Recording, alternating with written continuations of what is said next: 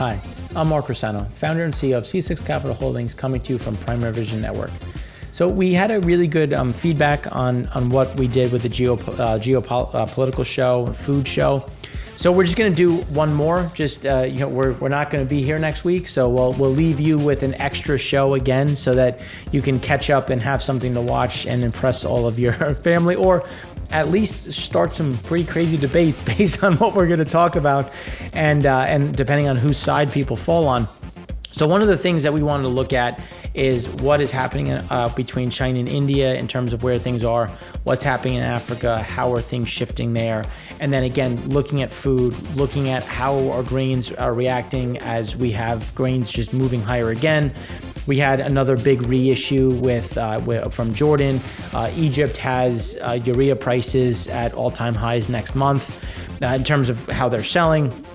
And then, right now we just continue to see with Algeria coming back into the market to buy additional grains.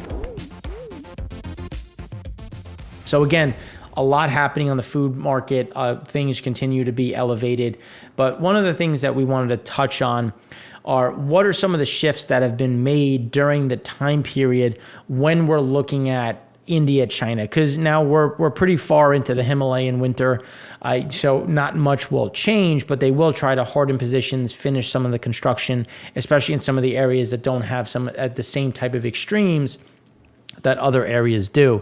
So when we look at the expected operational in 2022 of China's National Highway 580 connecting Hotan to Aksaya Chin has made considerable progress, which would reduce the travel time and distance for PLA forces significantly, allowing for that better connectivity and rotations into the system.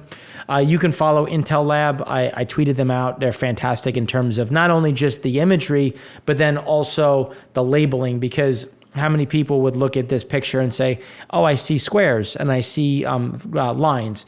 So this is something where they will outline what they are, why they're important, and then give you some of the relations as to where things sit right now.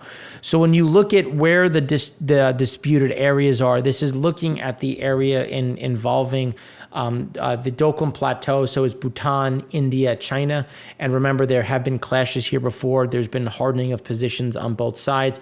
Off the argued area or the disputed area of Aksai Chin, so India claimed border with China. China's claimed border with India. So you get an idea of kind of where things are. And then the troop staging area is right on this level. So you get an idea of where that dotted line that you can see, that China National Highway that comes down, it could drive further south and continue to connect some of these areas. So you get an idea of, again, mobility. What does this mean for mobility? And why this is important for the area. So then when you look at the disputed land between Bhutan and China, which is that near that Doklam area. So remember the clash, the China-India Doklam clash in 2017. Clearly, I wasn't recording this, but I was working with clients at that time. So that disputed area, again, is right within that region. And then the Siliguri corridor is the one that separates China. So it's Bhutan, China, Bangladesh, and then it pinches out, and then you have Nepal to the left. So again, this is an important area because this is a plateau that would allow heavy machinery to go from China down into this region. So when you look at the construction activity between 2020 and 2021, multiple new villages spread through an area roughly 100 kilometers. Now dot the landscape and is part of the new. So the question is this part of the new agreement or enforcement of China's territorial area? So did India and China come to some sort of agreement, or is this China again trying to forcibly move their way in and create a staging area? So now when we look at this a little bit bigger to find what are those villages. So the Chinese village construction, which is roughly 100 kilometers under Chinese occupation, which is Bhutan's claim boundary and then China's claim boundary. And you can see just where they're starting to layer in these villages right on that level. So they're essentially pushing into these regions with, you can see the new villages dotting that line all the way through. And November 2021 imagery shows on average each village to be 3 to 4 kilometers within the disputed territory. Construction began between 2020 and 2021 with work still ongoing. So again, trying to create a staging area, a fallback area, and a place where they can point to and say, oh no, well, we've been here and we are going to stay here and you can't make us leave. So now when we start looking at pre-construction, so another great thing about the Intel Labs guys, they use time-lapse. So it's good to see where things sit, how they sit, and then they're kind enough to map it out for us. So pre-construction, May 2020, you can see where the different spots are now. So post-construction, you get an idea of where those areas of interest are. And that dotted area is what is claimed by China. So you can see that they're really pushing and building these assets to hold these key components. And again, it's just another potential flashpoint. And that's why we talk about it, because nothing happens overnight. Geopolitical issues are like turning an aircraft carrier, but once they're turned, it's very difficult to turn them back. And again, these are slow moving things, but again, a show of force, showing claim, and just additional friction points on an area that has been a flashpoint over the last few years. So now when we look about what is happening in Tigray, Ethiopia, and how is this we're really starting to break down in terms of these areas within Africa. So at the root of the conflict is the disagreement between Prime Minister Abiy and the TPLF, which are almost 27 years dominated the whole country, not just Tigray. So again, came into power in 2018 on the back of a wave of protests. The Oromos, Ethiopia's largest group, long felt marginalized. So again, he himself as part of the tribe, because you think about Africa's still very much tribal driven, as is many other places of the world. But Africa, again, can have multiple different tribes within a very tight corridor, which creates some of this strife. So in a whirlwind of reform, in which he liberalized politics and made peace with longtime foe Eritrea, the TPLF was sidelined. Again, that created the dispute between the TPLF, which erupted into war 12 months ago when Tigrayan forces were accused of attacking army bases. So to give you an idea of where they sit right now, they have continued to move south from the area into Ethiopia. This is creating additional strife. So at least 400 people are facing famine-like conditions in the north. 80% of essential medications and more than 2 million people have been forced from their homes. The federal government has been accused of deliberately preventing aid from reaching the region, which it denies. And then obviously Ethiopia is landlocked and borders 6 countries, 2 of which still have issues right now, South Sudan and Somalia, and one other, Sudan, has just seen a military takeover. So when you look at what's happening, the other issue is Ethiopia has a significant amount of troops in the African Union UN mission against Islamists in Somalia. So if this becomes much worse, they could remove these assets and then weaken the position within Somalia, as the troops from Eritrea are already fighting in Ethiopia, and a prolonged crisis could obviously become a much bigger issue. Ethiopia has also purchased Chinese and Iranian weapons, and flights taking off from the UAE Emirates are being used to transport them. While from the U.S. perspective, Ethiopia has long been seen as a reliable ally, especially during the war on terror. So you get an idea, they're playing both sides. They're getting stuff from India, from Iran and China, while also trying to get things from the U.S. and strengthen their position. The U.S. issued the evacuation call to its citizens as Ethiopian Prime Minister Abiy Ahmed announces a state of emergency and asked for more military recruits. Authorities called on people to register weapons. Another rebel group allied to the TPLF said they were also getting closer to the capital. And this is why there's a lot at stake here in terms of not only just there's water, there's the dam involved, but also stability in the region.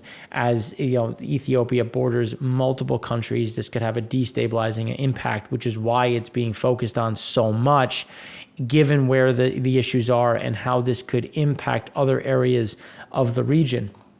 Now, shifting gears again back to China, just because the military imbalance in the Taiwan Strait gives you an idea of the active, but you still have to get across the land in terms of where things are in general. So when you look at personal forces, China has over 1 million, where Taiwan has 88,000, but it doesn't matter because you have to get them across the water, which is, again, another reason why Russia looks at China with a wary eye, given the amount of actual personnel there are. Tanks, artillery pieces, again, same thing. You have to get them across the water. Aircraft carriers, Taiwan has none, but they do have the U.S. Circling by. They do have 4 destroyers versus 32 Chinese, 22 frigates, and tank landing ships. Right now, China claims to have 37. The view is they could have more with 56 submarines. Fighter jets, when you look at just the backdrop, Taiwan has 400. Again, when you look at China, they have 1,500. So they could overwhelm, but it's a big country, and you have to have them, again, spread throughout. So that's where you get some of the different backdrops. And transport aircraft is the idea is that they would use a 3-prong attack. You would have naval laying down artillery fire while the transports move in. At the same time, you're using military aircraft to take down sonar, as well as anti-missile and anti-aircraft equipment. And then at the same time, you would be behind that. You would be coming in with a significant, overwhelming force of paratroopers. So again, this is why it matters. This is something to consider as things continue to worsen on the cross-strait relations. This is going back to the 50s. So when you get an idea of just where things sit right now, first and second Taiwan Strait crisis. So the idea, again, this is just measuring just based on political factors or all these other rhetoric. And you can see that things are pretty much as bad as they've ever been. It's just a matter of how does that accelerate, or do we kind of flatline here and don't see too much of an acceleration, but the U.S. continues to show its support for the region. Now, while all of this is happening, it's important to think about, well, it's tough typically you don't have war in a robust economic backdrop, in a place where everybody is being fed enough food, has enough water. When people are kind of fat and happy, not much happens. It's when you start to see these stresses, you start to see economic strife, you start to see inflation, food shortages. That's when you start to see the pressure points, which is why we always try to link geopolitics with not only just food, but also rates. So global central bank rate decisions. When you look at rate hikes, we've seen 74 rate hikes so far this year, 10 cuts, and that is heading in the wrong direction as inflation continues to take hold with on the back of food and obviously energy. Then when you look at emerging markets has been hiking and developed markets are starting. So when you look at it so far, going through this period, 60% of central banks are increasing rates in emerging markets, with that accelerating on the developed market side as well as the emerging market side, which will cool off their economies, which again will limit liquidity and create some economic issue, which is only being increased with the strong dollar. And then essentially they have to go out and buy dollars, because when you look at foreign reserves, depending on the country, some of their US dollar reserves are at 30-year lows, some places 10, 15-year lows. So they have to go out and they're essentially beholden buyers, because they're trying to buy up these dollars to not only secure their own currency against inflation, but also to finance how expensive a lot of these goods have gotten based on just food and other, which again is creating this pressure. So observed and projected general government deficits continue to grow, and they have gotten less in 2022, but still elevated in 2022, which means that you're going to see more borrowing, more pressure on the debt side, just as rates are creeping higher. We had a weak 20-year, which follows on a weak 10-year and 30-year. As that long end of the curve in the U.S. gets a bit softer. But just remember, the 10-year kind of sets the stage for how emerging markets are going to price their debt, which is why you'll see additional pressure points. With all that being said, when you look at the OECD Diffusion Index, percentage of countries with rising leading indicators versus manufacturing, you get an idea of why we see additional pressure across OECD. But if OECD countries aren't buying, that has a knock-on effect, because again, that goes down the supply chain. And because where are we getting raw materials, the semi-finished goods? It's coming from the emerging markets, which again leads to this pressure point. Then when you look at the G5 central banks' total assets, again, liquidity coming out. As that liquidity comes out, it also pulls down global manufacturing, because there just isn't as much money going around, as much stimulus, keeping a lot of these pressure points at bay. Then when you look at global manufacturing, this is just looking at backlogs of work. So backlogs continue to rise while delivery times are starting to get better, but not really this huge recovery, just not getting as worse and slowly creeping higher. But backlogs are still rising because it takes time to get these goods from point A to point B to really fill that void. And we're still seeing a lot of these pressure points, which again is leaving these backlogs elevated and resulting in less new exports, or I should say new export orders, as people are just now waiting for their current backlogs. And then the harder to trade side. So when you look at the Bloomberg gauge of Treasury liquidity, it's the worst since 2020. So when you look at the higher number indicates worse liquidity. So liquidity is becoming a problem. The Fed has been, sopping up as much as they can. So this liquidity issue, again, is starting to come up and starting to become a bigger issue as you have tapering coming into the impact. Now, when we start turning to and looking at food, here's where you can say the U.S. costs of major field crop production. So when you look at what goes into these key areas, corn is one of the highest for the fertilizer side, just given how much fertilizer goes down for the quality of the product. Wheat is that close second, same with rice. Where when you start looking at soybeans, which is why soybeans tend to be a bit more of the favorite side, oats and barley have been falling with Canada picking up a bit more. But when you look at obviously capital costs and then the labor intensive, rice being more labor intensive, it always comes down to fertilizer and seed. And that's where we continue to see that overhang. And as seed and fertilizer prices go up, you get an idea of what that impact is and what that could do for acres planted as we get some shift, as we've been expecting a bit more soybeans, a bit less corn, a little bit more wheat. And again, it's just going to be a matter of how does that backdrop as weekly inspections rose. And this is looking at weekly inspections for exports. So corn, the trade range was 485 to 750, came in at 856. Soybeans, right down the middle. They've been fairly good at getting the soybeans right, but there's been a steady flow of beans into China as wheat blew through the top side, coming at 389. So then when we start looking at food spending, well, who spends the most on food? Rising food prices is that lowest earnings cohort in the U.S. spends on average $4,000 a year on food, representing 27% of income, while highest earner cohorts spend about $12,000 on food per year, which is just 7% of income. So you get an idea in terms of where the excess comes in. So the highest side could cut and could reduce, but again, that's just going to bring down the amount they spend on income. But when you think about the $4,000 on food per year on the lowest side, there's not too much give because they're not really buying excess, and the same with the second. So you get an idea of how, again, the food price becomes an ever bigger tax on the lowest end and the lowest really three quintiles versus that higher two sides. So as you go down that cost curve, I should say income curve, you get more impact, which again leads to how is consumer spending going to look. Even as wages go up, it's being absorbed and really taken into on the food spending. All the while, the Fed is tapering, which is increasing uncertainty, which is obviously also increasing rates. So this is why we continue to see rates grinding higher and these pressure points continuing to push up. And the reason why we focus on the Fed in something where we're talking globally is because of how the Fed kind of sets the stage for what our rates are going to be. And then our rates, more specifically the 10-year, is really the bellwether and the standard for how other emerging markets price themselves, which is why it becomes a much bigger issue on borrowing. So then when you look at the forecast for Fed asset purchases, there's an increasing view that the tapering could accelerate, just given how inflation has started to run ahead, and the idea is to